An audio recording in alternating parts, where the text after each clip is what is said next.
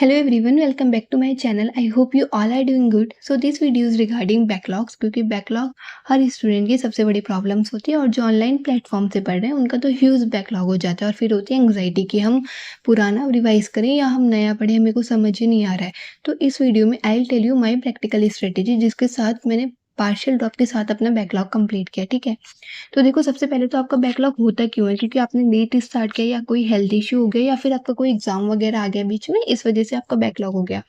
मैंने खुद अपनी प्रिपरेशन नवंबर में स्टार्ट की थी, तो ऑब्वियस सी बात है कि मेरा बैकलॉग होना लाजमी है। तो आई विल शेयर कि मैंने किस तरीके से अपने बैकलॉग्स जो है मिनिमम टाइम में मैक्सिमम चीजें कवर करी। तो देखो सबसे पहले तो things to remember, don't ignore your current chapter. ऐसा नहीं करना कि यार जो मेरा अभी चल रहा है उसको मैं रहने देता हूँ, पहले मैं अपना बैकलॉग कंप्लीट कर लेता हूँ, क्योंकि जो अब आपका करंट चल रहा है फिर आपका वो बैकलॉग हो जाएगा। तो फायदा क्या हुआ, आप बैकलॉग को कंप्लीट करने के चक्कर में आप और ज्यादा बैकलॉग को इंक्रीज कर रहे हैं। ठीक है, तो ये वाली गलती नहीं करनी।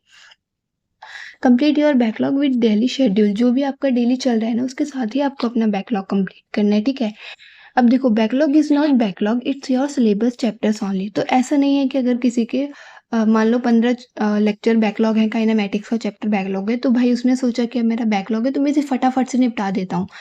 क्या मतलब ऐसा बैकलॉग कंप्लीट करने से, अगर आपको कुछ समझ ही नहीं आ रहा है। ठीक है, कि आपने सोचा कि मेरा बैकलॉग है तो बस मैं इसे फटाफट खत्म कर देता हूँ, बैकलॉग से मुझे छुटकारा मिल जाएगा, लेकिन आपको कुछ समझ नहीं आ रहा, तो वो भी आपके चैप्टर का ही पार्ट है, आई मीन आपके सिलेबस का ही पार्ट है ना। तो आपको बैकलॉग को भी अच्छी तरह करना है, क्वेश्चन प्रैक्टिस के साथ करना है, क्योंकि वो भी आपका चैप्टर है, कुछ बाहर से चीज़ नहीं है, ये कोई ऐसे कुछ अनयूजुअल काम नहीं है, वो आपका वो भी आपका सिलेबस का ही पार्ट है ना, तो आपको उसको भी अच्छे से कंप्लीट करना है। अब देखो fourth is don't try to complete in one go, कि आप पूरा एक दिन लेकर बैठ गए कि मुझे कुछ नहीं पता, अब मैं 24 घंटे में सारा बैकलॉग कंप्लीट करूंगा। पहले आप एग्जॉस्ट हो जाओगे, कोई फायदा नहीं है, और आपके जो बाकी क्या बोलते हैं सब्जेक्ट हैं वो सारे आपके पेंडिंग हो जाएंगे। सबसे पहले क्या करनी है, make list of high weightage plus easy chapter, जिनका वेटेज हाई है और वो इजी चैप्टर है, आपको इजी लगते हैं अपने अकॉर्डिंग, उनका वेटेज भी हाई है, तो आप उसके अकॉर्डिंग उनको एक लिस्ट बना लेना अपनी कि मेरे कौन कौन से चैप्टर्स ऐसे हैं। अब मान लो रे ऑप्टिक्स हो गया, तो उसका वेटेज हाई तो मैं नहीं बोलूंगी कि बहुत हाई है, ऐसा तो नहीं है, और वो इजी भी नहीं है। तो अगर आपका वो बैकलॉग है और वो किसी से कनेक्टेड भी नहीं है तो आप उसको लास्ट में कर सकते हो। लेकिन काइनेमैटिक्स हो गया, हाई वेटेज है और बहुत ज़्यादा टफ नहीं है, इजी चैप्टर्स है, ठीक है, तो आप उनको पहले कर लो। तो ये आप अपनी एक बार लिस्ट बना लेना, आपको आइडिया लग जाएगा। दूसरा, break backlog into small chunks, कि अगर आप कोई चैप्टर पढ़ रहे हो, काइनेमैटिक्स पढ़ रहे हो, तो आपने वहाँ मोशन अंडर ग्रेविटी टॉपिक अगर आज करा है 1 से 2 टॉपिक, तो मेक श्योर कि आप उसके पीवाईक्यू साथ के साथ लगा लें टॉपिक वाइज, है ना। तो फिर क्या होगा कि पूरा चैप्टर खत्म होने का आपको इंतजार नहीं करना पड़ेगा, आप साथ ही साथ उसके पीवाईक्यूज करेंगे तो आपका कॉन्फिडेंस बरकरार रहेगा। ठीक है, उसके बाद देखो जो मैंने स्ट्रेटेजी फॉलो की थी वो बेसिकली क्या थी, it will save you definitely.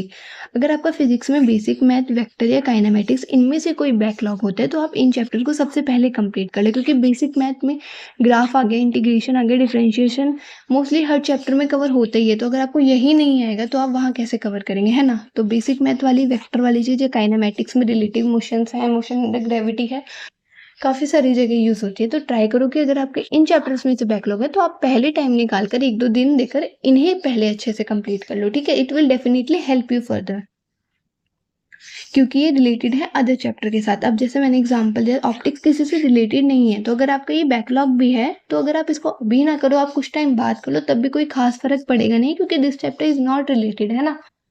उसके बाद देखो अब एक्स्ट्रा टिप क्या है कि कनेक्टेड चैप्टर को एक साथ कर लो।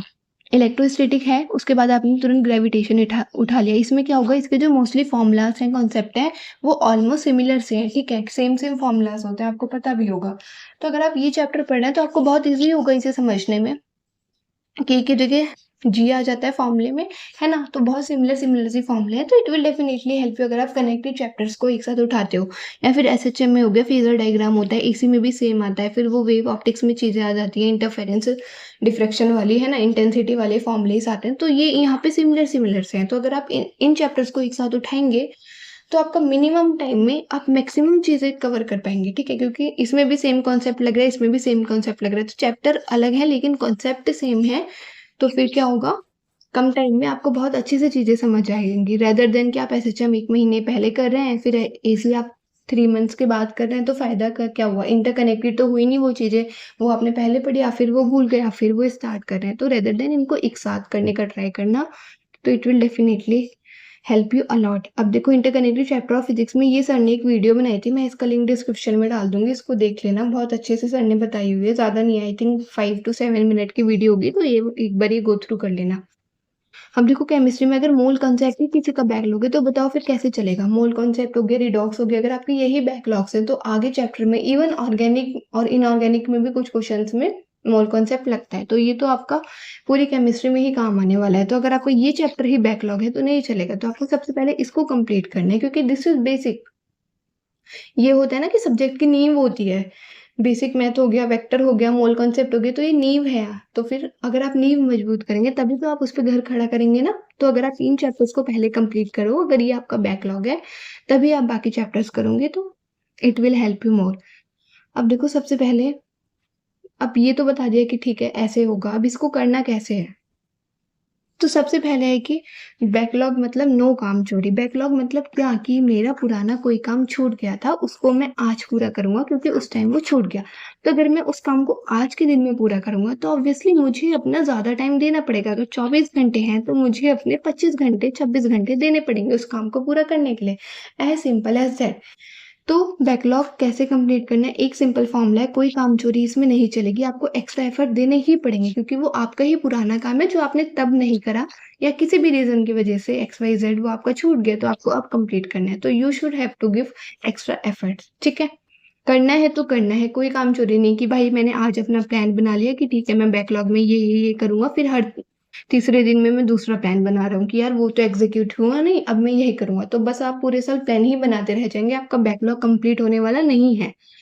Just right it down. अगर आप ये वीडियो देख रहे हैं और इसके बाद अगर आपका बैकलॉग है, तो इस वीडियो के बाद आप एक बार राइट डाउन करना सारे चैप्टर्स विद लेक्चर्स नंबर कि मेरे इतने चैप्टर्स हैं, उनके इतने-इतने लेक्चर्स हैं और इनको कितना टाइम लगेगा करने में, फिर उसे डिवाइड करना। ठीक है? पैनिक करने की ज़रूरत नहीं क्योंकि बैकलॉग सबका होता है, बट एक तरीका होता है उसे कवर करने का, ठीक है? अब देखो अगर आपका 50 लेक्चर्स का बैकलॉग है, तो 1 वीक में होते हैं 7 डेज़। अगर आप 1 दिन में मिनिमम 1 लेक्चर करो, ये मैं स्कूल गोइंग की बात कर रही हूँ कि अगर कोई स्कूल गोइंग है, तो वो 1 दिन में 1 लेक्चर कर रहा है। बाकी अगर आप ड्रॉपर हैं, तो आप 1 दिन में ऑब्वियसली 2 लेक्चर आराम से कर सकते हैं और संडे को आप थोड़ा एक्स्ट्रा टाइम देके 3 लेक्चर कर लेना। एक आपने मॉर्निंग में कर लिया, एक नून में कर लिया और एक इवनिंग में कर लिया। तो आपके 1 वीक में 9 लेक्चर कंप्लीट हो जाएँगे और इस तरीके से आपके 6 वीक में पूरा बैकलॉग डन हो जाएगा। अगर आपका 50 लेक्चर्स का बैकलॉग है, यानी कि 1 मंथ 2 वीक्स है ना? अप्रॉक्स उसमें आपका पूरा बैकलॉग खत्म हो जाएगा। और अगर आप एक दिन में 2 लेक्चर्स कर लेते हैं, एक आपने मॉर्निंग में कर लिया, उसके बाद एक आपने इवनिंग में कर लिया और संडे को आपने 3 लेक्चर कर लिए, यानी कि 1 वीक में आपके 50 लेक्चर्स कवर हो जाएँगे। तो 1 मंथ में आपका पूरा बैकलॉग डन हो जाएगा।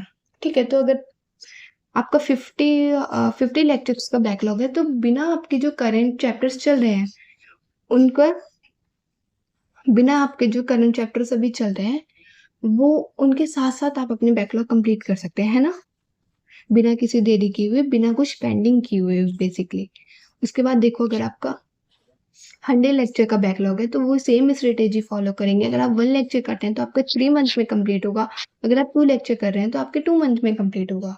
तो इट्स अप टू यू। अगर होता है कि किसी-किसी का 1 लेक्चर ही 3 आवर्स का है, तो फिर दिक्कत है और अगर आपका 1 से 1.5 आवर्स का 1 लेक्चर है, तो आप डेफिनिटली 1 दिन में 2 लेक्चर बहुत आसानी से कर सकते हो। अब देखो कुछ चैप्टर ऐसे होते हैं जिनको वन शॉट की नीड होती है, जो चैप्टर्स आपको आते हैं। लाइक अगर मैं बोलूँ माइक्रोब्स इन ह्यूमन वेलफेयर, वो एक सिंपल सा चैप्टर है, उसको आप वन शॉट से कर सकते हो, उसमें नहीं ज़रूरत है कि आप पूरे उसमें लेक्चर्स लगाओ, ठीक है?